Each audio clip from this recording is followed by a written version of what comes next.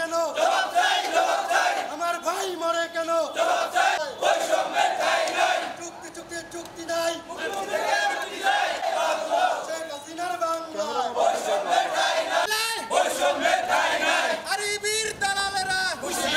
পল্লী বিদ্যুতায়ন বোর্ড ও পল্লী বিদ্যুতায়ন সমিতির মধ্যকার বেতন ভাতা সহ বিভিন্ন বৈষম্যর প্রতিবাদে কর্মবিরতি পালন করছে কুমিল্লা পল্লী বিদ্যুৎ সমিতি ৩।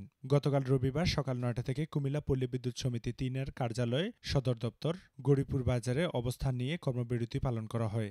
এতে অংশগ্রহণ করেন কয়েক শতাধিক কর্মকর্তা কর্মচারী। আন্দোলনকারীরা জানান, পল্লী বিদ্যুৎ সমিতি কর্মকর্তা কর্মচারীদের পদমর্যাদা ৬ মাস পিছিয়ে পে স্কেল ও ৫% বিশেষ প্রণোদনা প্রদান, এপিএ বোনাস সমহারে না দেওয়া, লাইনম্যানদের নির্দিষ্ট কর্মঘণ্টা ও কাজের জন্য যথাসময়ে পদোন্নতি না করা, মাঠ পর্যায়ে কর্মচারীদের চুক্তিভিত্তিক চাকরিতে নিয়মিত না করা সহ বিদ্যুতায়ন বোর্ডের বিভিন্ন অনিয়মের শিকার হচ্ছে পল্লী বিদ্যুৎ সমিতির কর্মকর্তা কর্মচারীরা। তারা আরও জানান, অনিয়মের বিরুদ্ধে কথা বললেই চাকরিচ্যুত করা হচ্ছে অনেককে।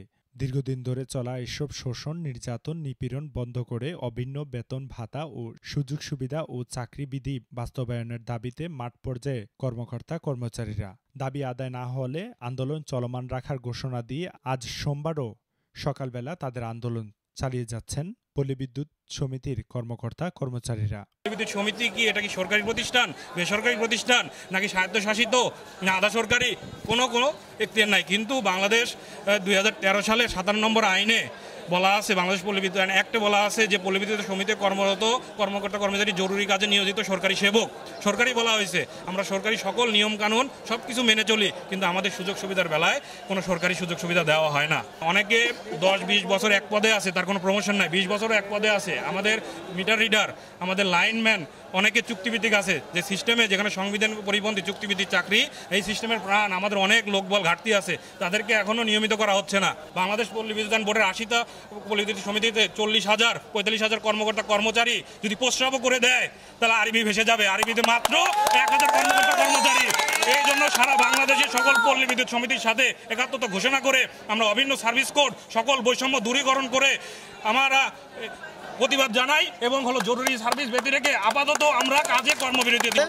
প্রথমে আমরা 2000 শুধু মিটার রিডিং করতাম, আরেকজন মেসেঞ্জার শুধু বিল দিত। এখন আমরা 2000-4000 কাজ করাচ্ছে, আমাদের দিয়ে 1-2 জনের কাজ একজনকে দিয়ে করাচ্ছে, আমাদেরকে বেতন সেরকমই আছে। আর আরবি দেখা গেছে আরবি 400 ইউনিটের বিদ্যুৎ বিল নিচ্ছে একটা অফিসের জারুদার পর্যন্ত। আমাদের এখানে বিআরবি বৈষম্য করে দিচ্ছে, জিএম সাহেব বা 300 ইউনিট, আদার্স অন্য 200 ইউনিট, আমরা পাই 150 ইউনিট, কিন্তু আরবির জারুদার পর্যন্ত তারা 400 ইউনিট বিদ্যুৎ পায়। এখানে জারুদার এসে নিচ্ছে আমি মনে করি আমাদের জিএম স্যার, কিন্তু ওনাদের বোধগম্য হয় না।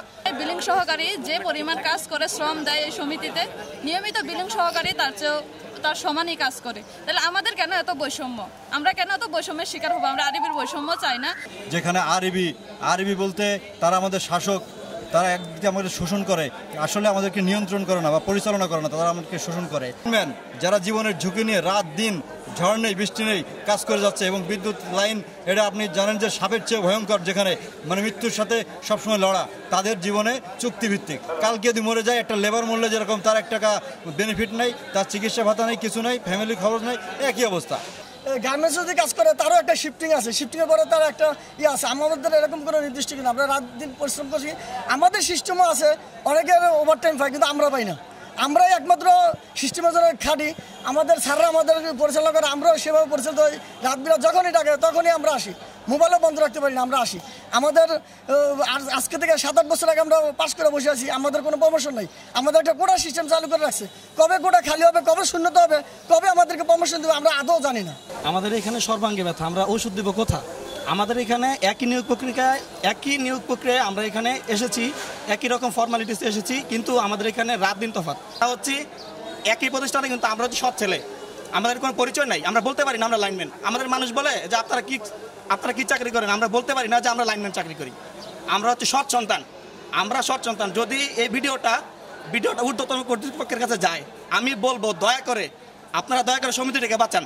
এই সমিতির অবস্থা খুবই নাজুক। এই অভিন্ন সার্ভিস কোড যদি প্রথা বিলুপ্ত না করা হয়, এই সমিতির ভবিষ্যৎ অন্ধকার।